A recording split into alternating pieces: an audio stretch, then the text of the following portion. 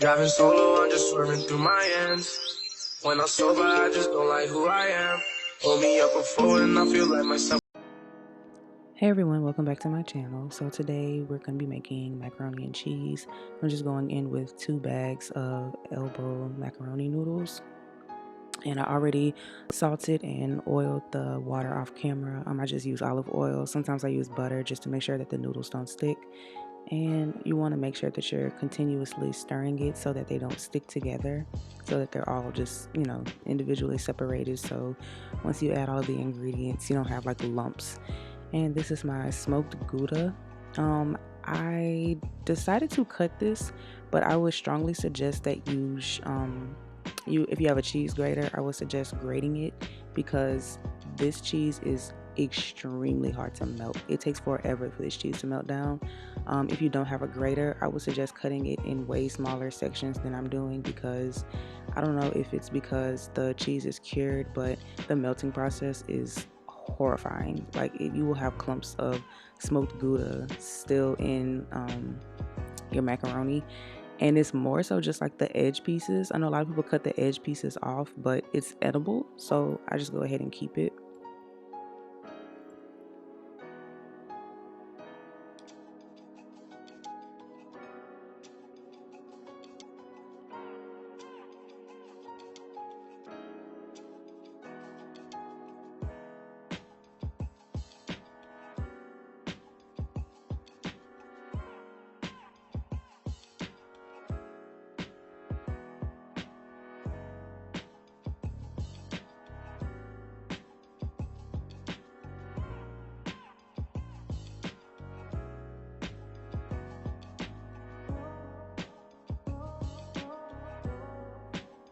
And now I'm just gonna go in with the seriously sharp cheddar cheese.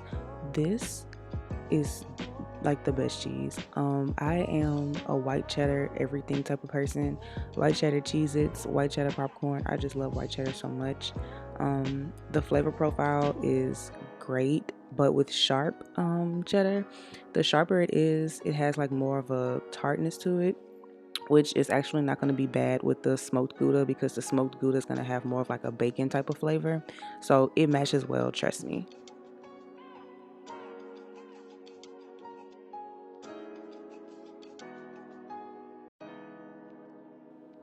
And this cheese is actually easier to melt, so you don't have to dice it down as much as you would the smoked Gouda. It melted very easily.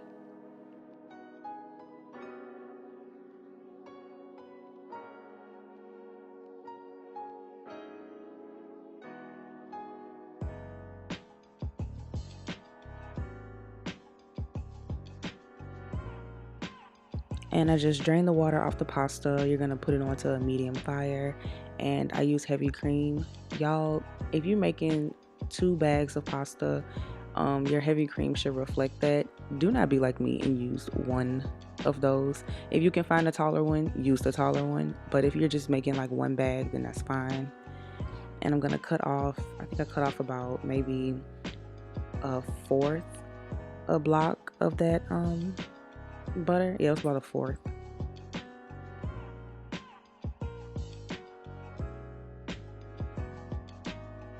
And you're going to add that in and just start mixing. You're going to be mixing a lot, so get your arm ready, because if you don't mix it, it'll stick to the bottom of the pot, and you don't want that because it's awful to clean. So just continuously stir.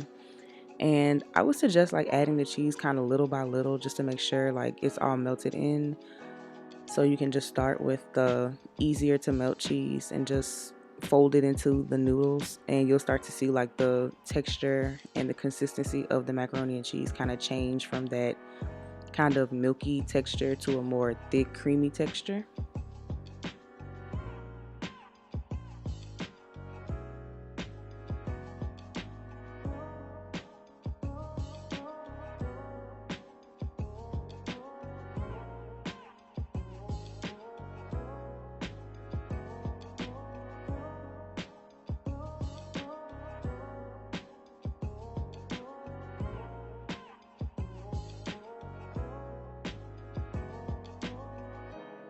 I usually also make this with like a block of Kobe Jack cheese, but I didn't want to add too much cheese to it. The more cheese you add, you definitely want to use more heavy cream.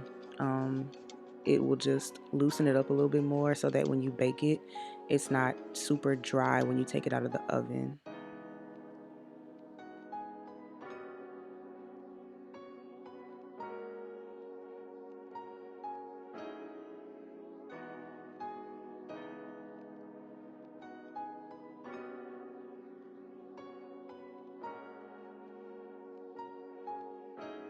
And because I didn't have enough of the heavy cream like I, suggested earlier, I just went ahead and put some seafood stock in it.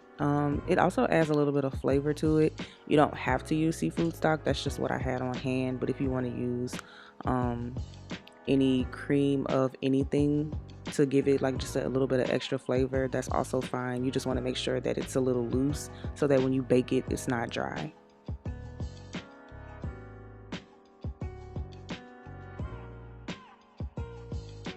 I've seen some people put what is it?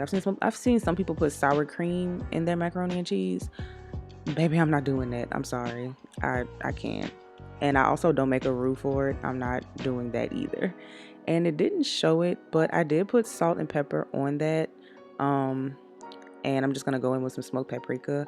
I really don't use a lot of seasonings. And my camera died when I was trying to film the cheese process.